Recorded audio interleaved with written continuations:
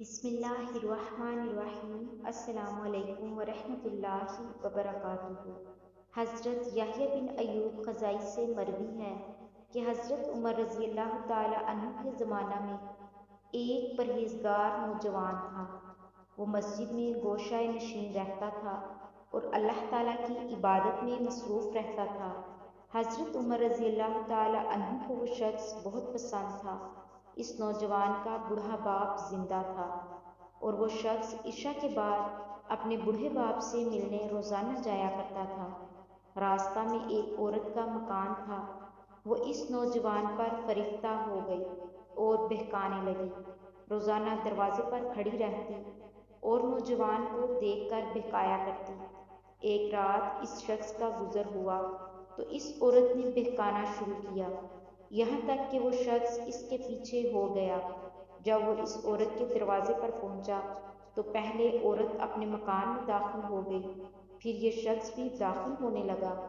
اچانک اس نے اللہ تعالیٰ کو یاد کیا اور یہ آیت اس کی زبان سے بے ساختہ جاری ہو گئی۔ ان الذین اتقوا اذا مسهم طائف من الشیطان تذکروا فاذا هم مبصرون۔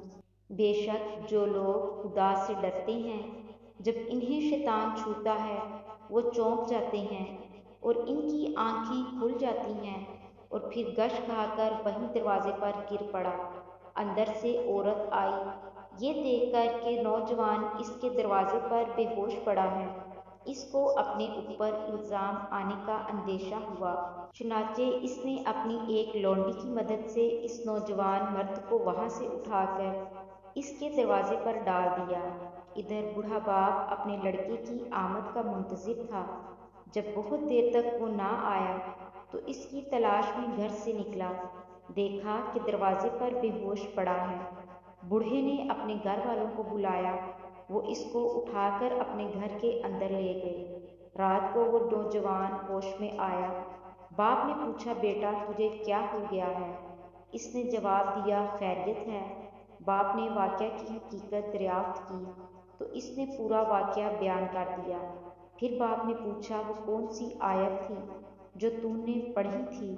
یہ سن کر بیٹے نے آیت پڑھ کر سنا دی اور پھر بے ہوش ہو کر گر پڑا۔ اس کو ہلایا گیا تو معلوم ہوا کہ وہ مر چکا ہے، چنانچہ اس کو رات کو دفن کر دیا گیا۔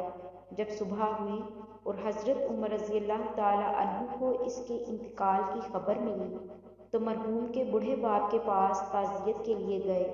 تعزیت کے بعد شکایت کی کہ مجھے خبر کیوں نہ دی؟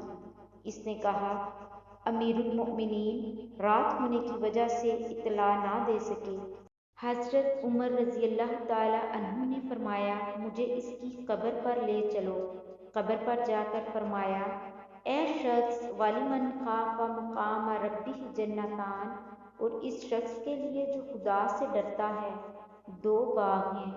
اس شخص نے قبر کے اندر سے جواب دیا، یا عمر قد اعطانیہ ربی فی الجنہ، اے عمر اللہ تعالیٰ نے مجھے دونوں جنتیں دے دی ہیں۔